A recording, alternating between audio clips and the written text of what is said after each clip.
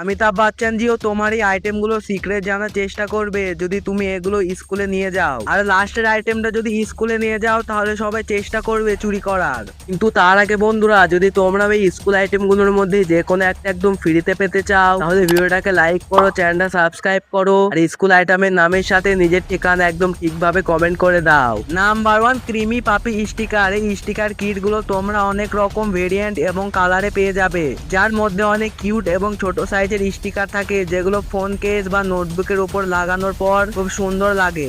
Number 2, পান্ডা mini notebook. প্রথমে তোমাদের বলে দিই যে এই মিনি নোটবুক দেখতে খুব কিউট লাগে, আর এর ভিতরে তুমি নিজের ছোটখাটো কাজ লিখে রাখতে পারবে যা তোমার সবসময় মনে থাকবে।